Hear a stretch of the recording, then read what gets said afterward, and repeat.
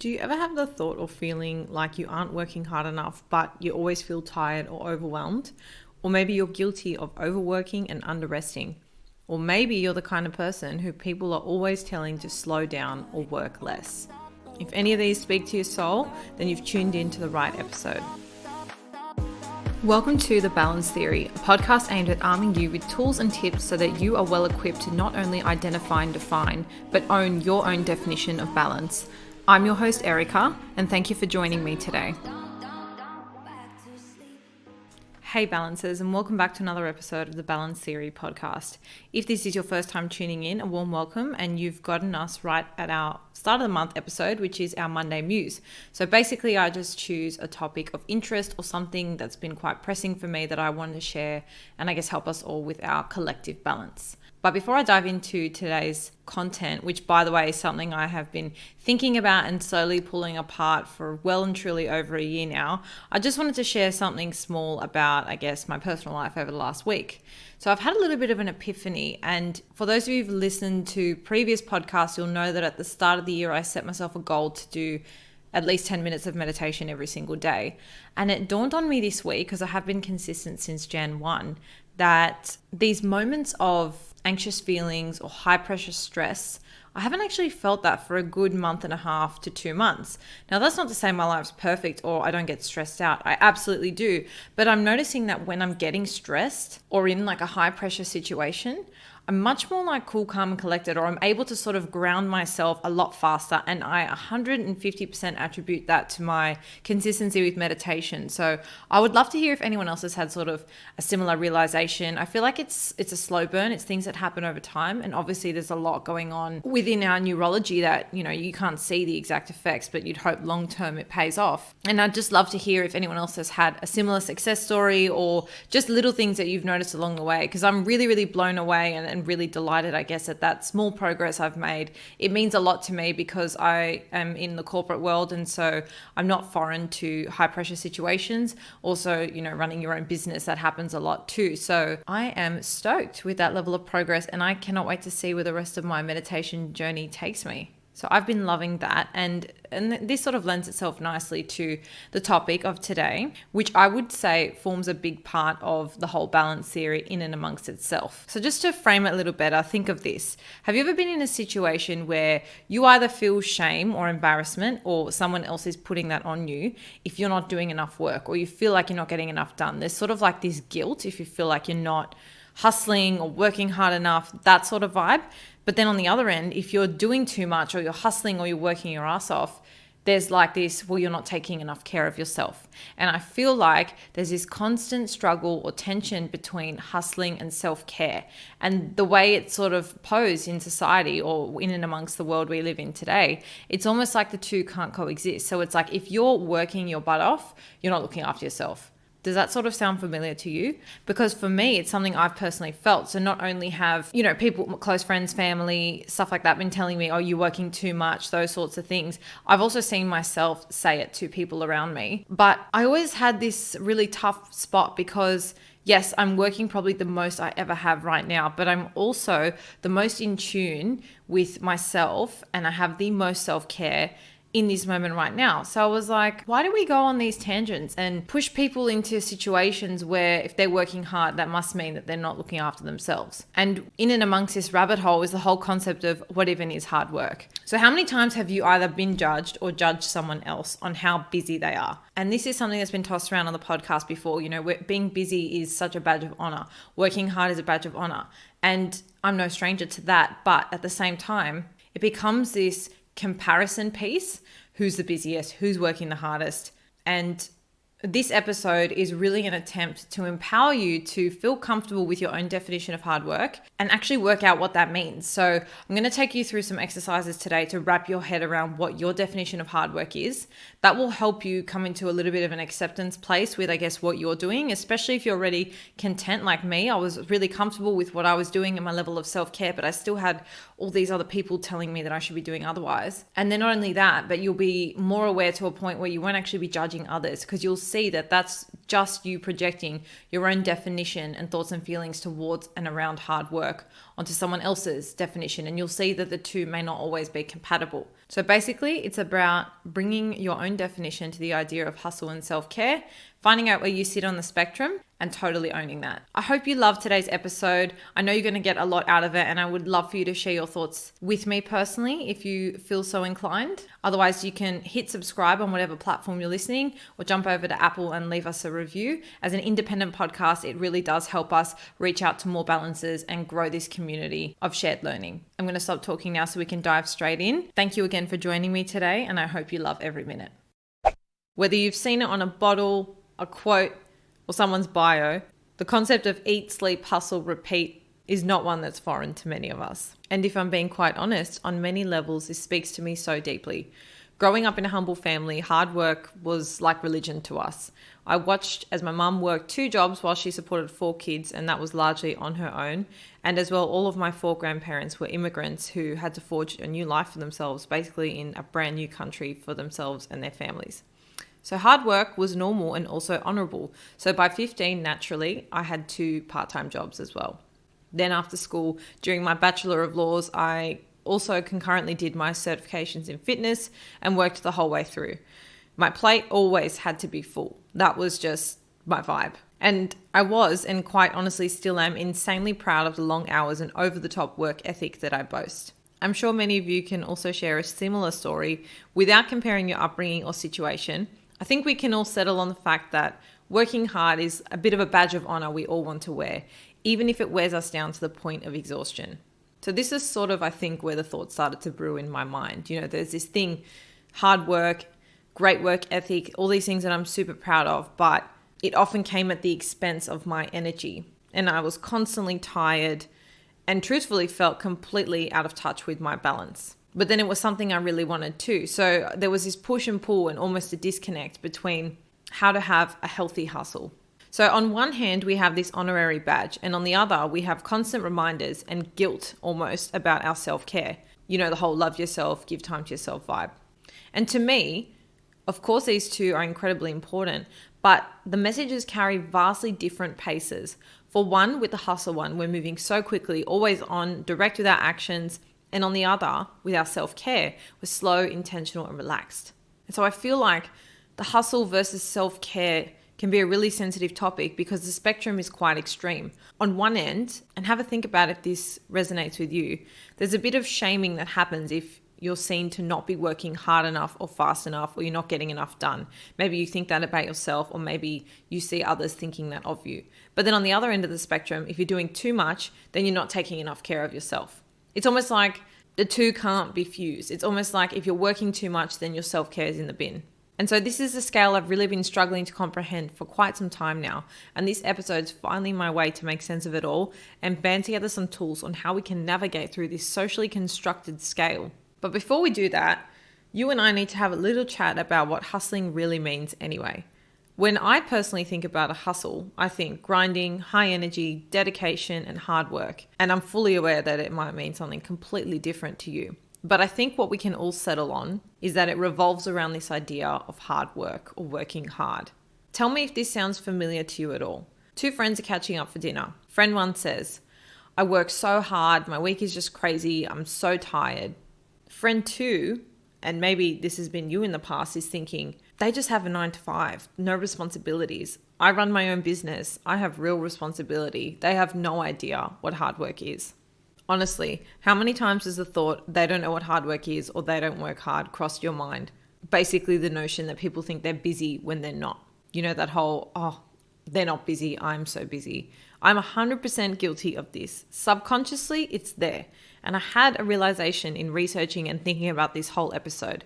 And that is, we pit one another against our own personal standard of hard work. So who's to say that friend 1 doesn't work just as hard as the business owner?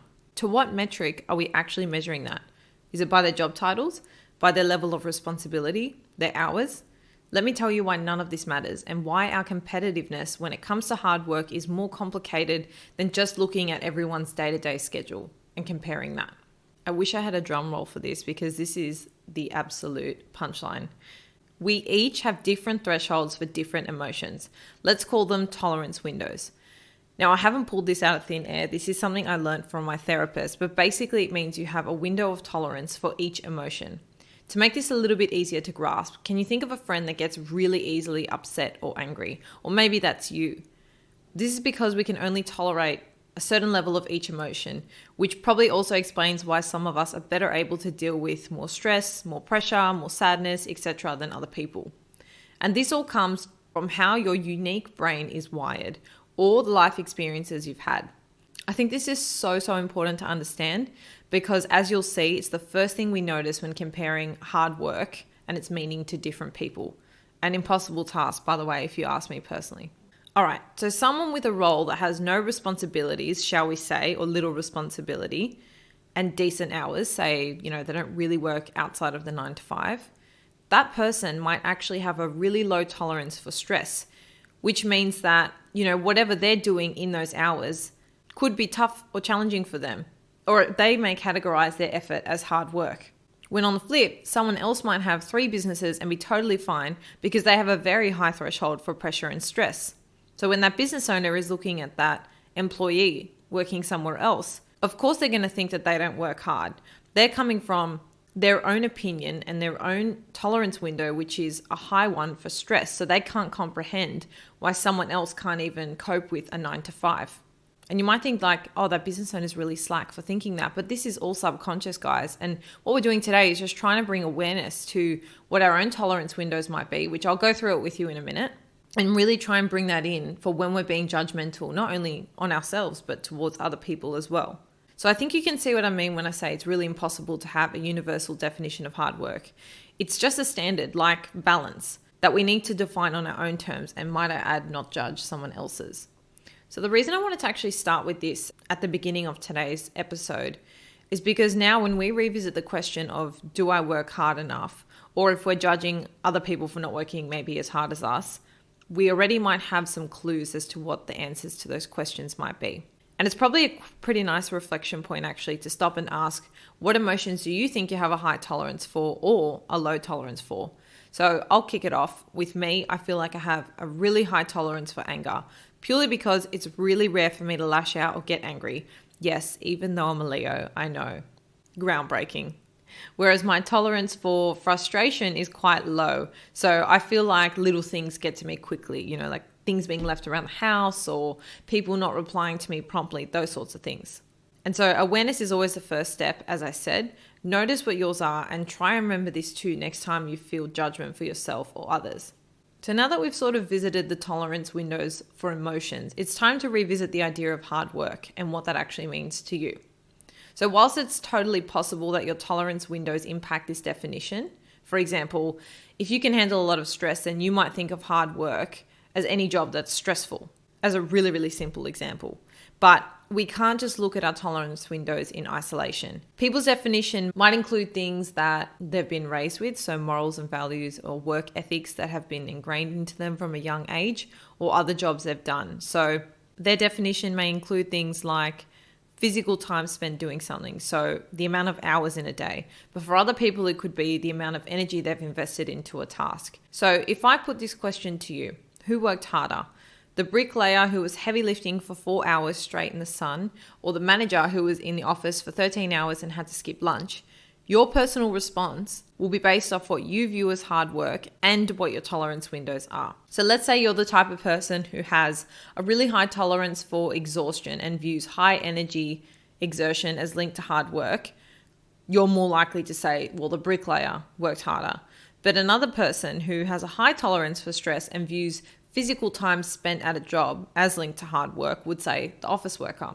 This is a perfect practical example of our two friends from the very beginning of this episode. Quite simply, there's no right or wrong answer. Just understand that it's literally already formed in your mind based off your windows of tolerance and your life experiences. And don't forget, the task of singularly defining hard work, I think, is one too big and impossible. So why the hell is all this even important to understand? Well, we can't escape the fact that the hustle and the grind is a glorified part of today's work. So if we're not even aware what our definition of hard work looks like or means to us, we can easily be pushed into a situation, and you may already have been in this situation in the past where you feel like you aren't working hard enough. And if that's you, you're most likely going to feel so much guilt if you try and incorporate self-care practices, because that's going to essentially be taking away from your hard work.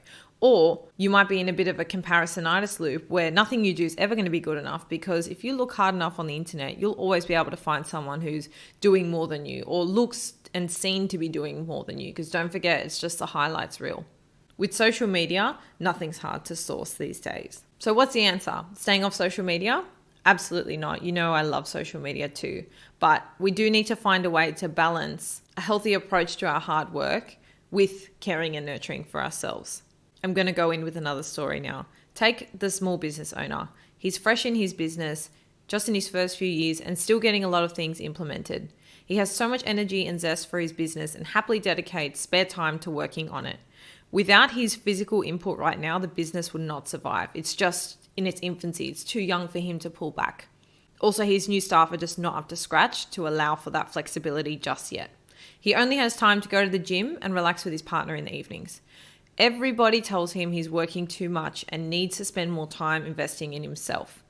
But what if I tell you that this business owner has an extremely high threshold or high tolerance window for stress, pressure, and is an absolute master at utilizing his free time, even if it's only scarce at this point? All he actually wants to do in his spare time is exercise and see his loved ones.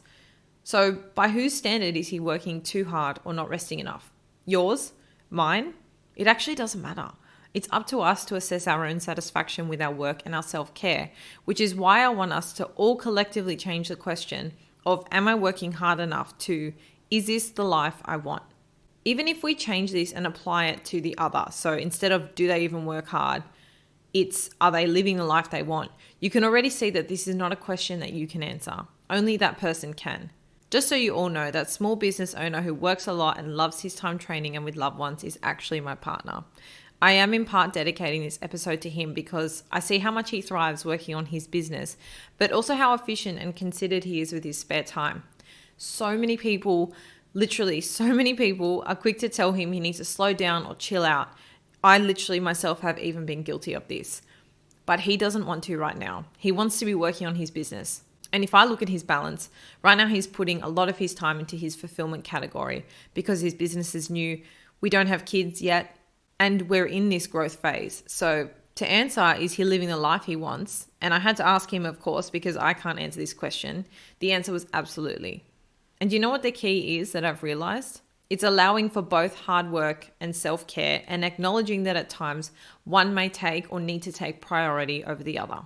Of course, working and areas of fulfillment are a largely required part of living, especially in a big city. And so we can't discount that that is a necessity. It's a part of our lives, but it's about finding a healthy way to interact with this aspect.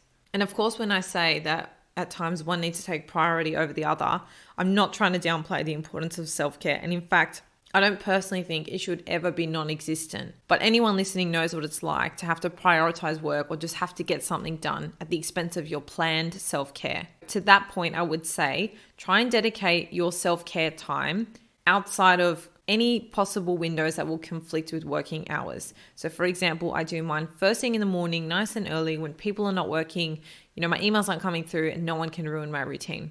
So if we circle back, my point here is that the speeds of hustle and self-care are vastly different, but we can shift the gears between them as we feel we need to, not as we feel we have to. So it shouldn't be that someone tells you you're not looking after yourself enough or you're working too hard that you then switch the gear. It's about becoming familiar with what we actually need and want and switching it ourselves when we feel appropriate. So how do we know when to shift gears? This is a really tough question. Shifting gears could actually happen throughout your day or on a more macro level progressively over time. So for example, during your day, it might look like that you go from meditating and journaling at lunch or first thing in the morning back to your desk for a full jam-packed afternoon of hustling or working. Or it could be on a more macro level, growing your role or business to a point where you can delegate more and shift to a more flexible position. And I think the best navigation through this or through knowing when to shift gears is our lovely question, am I living the life I want? If the answer is yes, I don't want you to question anymore whether you're working hard enough. Don't forget how hard it is for someone else to imprint their expectation of hard work onto your reality. Now, just briefly, this is obviously outside of any basic job requirements or KPIs that you have set. If you are happy with your effort level, or maybe you only get upset or down when you compare yourself to others, I want you to come back to this question. The thing I love about it is it gives us the opportunity to claim our balance and forget whatever we thought we should be doing.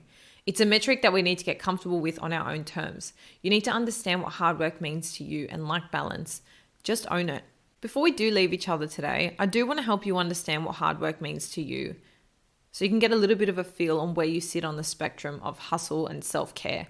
Because it's all well and good to listen to this information, but next time you potentially subconsciously judge yourself or someone else for their work effort, or get told that you're maybe not looking after yourself enough, that you're working too hard, what dialogue are you going to lean into? Are you going to lean into that because you believe and think it's true? Or are you going to stand firm knowing that what you're doing right now works for you? So I'm going to ask you 4 questions now. Feel free to pause in between them. I'm just going to give you like an ABC for every question, and just start having a think about where you sit with each of them. So number 1, when I say hard work, to you, does that mean A, long hours, B, intense mental effort, so that's irrespective of how much time you're spending, or C, is it physical strain? And I know sometimes you might think all the above, but just try and think of like the most accurate or the one you would pick first above them all. 2, let's have a little think about your tolerance windows. So A, think of an emotion you don't feel too often. And side note, notice if this is one you judge others for feeling. So if you, for example, don't feel that stressed too often and you feel like you have quite a high tolerance for stress, notice if you judge other people for feeling stressed. That was an interesting epiphany I had as well. B, think of an emotion you feel all the time, like maybe too much or you're too quick to feel it, something you might have a really short tolerance window for. And C, have a think about whether that emotion that you have a really high tolerance window for and the emotion that you have a really low tolerance window for, do either of those form a part of your job or work environment, and how that might play into your relationship or perspective with hard work. That's something you might need to take away and have a little think about outside of this podcast. But it's a really, really good one to get your head around why you see hard work in a certain way, why you might feel like some people are busy or you're busy or not, etc. All right, so number 3, if I said to you, you're working too much, do you A, honestly agree and feel burnt out? B, agree that you do sometimes but not always? Or C, totally disagree and are fully comfortable with how much you're working? And lucky last, number 4, if I said to you, you don't spend enough time on yourself, do you A, honestly agree and feel disconnected from yourself?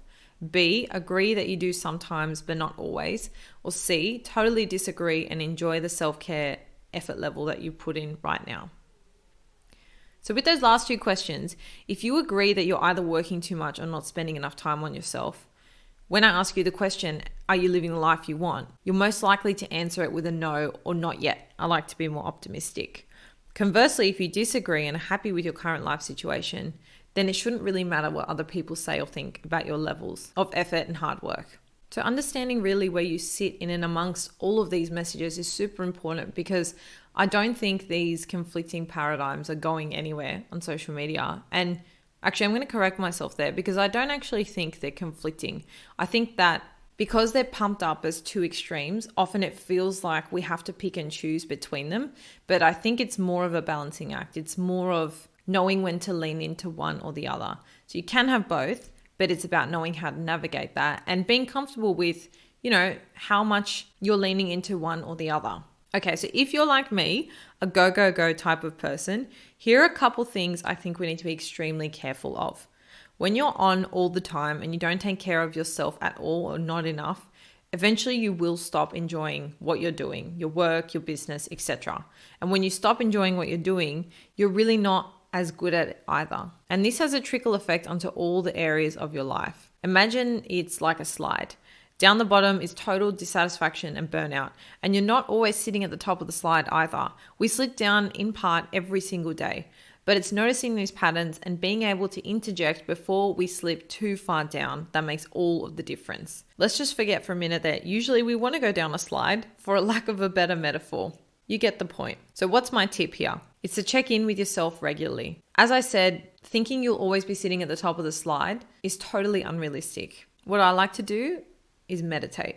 Meditation is obviously a really amazing way to check in with yourself. But really, any type of activity that you enjoy that lets you get quiet and just listen to your body, it could be just like being thoughtful in the shower or, having a moment of silence before you eat, whatever it is. I'm just randomly thinking things off the top of my head that will work perfectly. And so when we get quiet, we can listen to our thoughts. We can feel our body. We can feel if anxious emotions are festering. We can feel if there's tension in our body from sitting too much, or if we're so exhausted that it's impacting our diet and energy levels. Like when you actually stop and just have a minute, you can notice these things and you're actually looking out for them too. And so if you're regularly checking in with yourself, you'll be able to tell, you'll know when it's time to switch the gears. If you need to start, putting a little bit more effort into your hustle, maybe you've just been like taking it easy this week, and that's fine. But next week it's time to shift gears and go full speed ahead.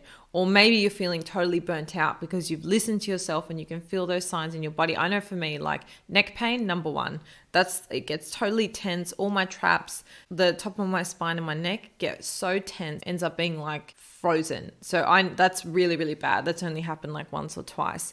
That's when I'm ignoring little things along the way, like my traps start to hurt, etc. So if you don't sit down and pay attention, your body will end up making it very loud for you until you can't ignore it. But that's my little tip. Just find something that helps you check in regularly so you know when to switch those gears. And switching the gears keeps you from sliding all the way down the hill. Maybe that's a bit of a better metaphor if we roll with the car situation. So if any of the following resonate with you, you might want to sit down and just think a little bit further about your tolerance windows, what you think about hard work, and how that plays on your own self-judgment and judgment of others. So 1, being tired on its own makes you feel guilty. 2, you have little to no self-care routines. 3, you feel guilty about making time for yourself. 4, people tell you that you work too hard and you genuinely agree. 5, you miss out on a lot of the social or personal things you would really like to be involved in. Ultimately, if you aren't living the life you want, what are you doing? I'm not suggesting it's as simple as, okay, now I'm going to start living the life I want. But once we're aware of it, we can take baby steps towards doing what we actually want. And one thing I've actually learned is that sometimes without experiencing the things we don't want, we would have no idea how to express the thing that we actually desire. And so every experience is a lesson. Don't resent the position you're in right now. Don't resent the place in your journey you're in now, because you're meant to be there. And it's teaching you something, whether steering you in the right direction or showing you something that you thought you wanted that you actually don't. You just need to bring the right awareness to it, manage your own relationship with hustle and self-care, and they can coexist if you learn to switch your gears appropriately by checking in with yourself regularly. The current world is big on hard work and hustling.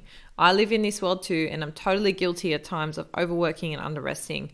But I also walk in the coexisting world of personal formation and self-development. This world is the one that loves talking about self-care and being kind to yourself. These messages are both so equally important to me. I believe the hard work really does matter, and I equally believe that kindness and self-care matter. The key is allowing for both on terms that suit you best. I really hope today you've taken away a little bit of an understanding as to why at times you might feel like you don't work hard enough, or everyone else is so busy, or maybe you have a little bit of guilt festering. I'm not too sure, but I know I've felt all of these things and more over the last year or so, especially as my personal schedule has gotten so much busier. I really have grappled with the idea of owning that routine, because to other people who value hours spent think I'm working way too much and not making enough time for myself. But little do they know I have a great daily routine and I feel more connected with myself now than ever. So this is my little episode to anyone out there feeling exactly the same way as me. And it was also a really good reflection piece, because I found myself doing exactly that judgment piece towards my partner and telling him he needed to slow down, when really I just understood through this whole process that he was in the same position as me. And if that's you, just know that you can own whatever place you're in. If you feel happy and comfortable dedicating your time how you choose, then I just think that's the only way. And I think you should totally embrace it. If you do have a similar story or any additional thoughts on anything shared today, I would absolutely love to hear from you. Don't be shy, flick me a DM. You can jump over to our Instagram at The Balance Theory. We've got an incredible month coming up. I'm going to be posting the May schedule very, very soon, so stay tuned for that. I want to thank you all for choosing to spend your time with me today. I always really appreciate it. Every download, review, rating, DM, everything that I get from you guys absolutely warms my heart. So big, big thank you. And I will see you all next week for another incredible episode with an amazing guest. You'll have to stay tuned. Until then, stay balanced.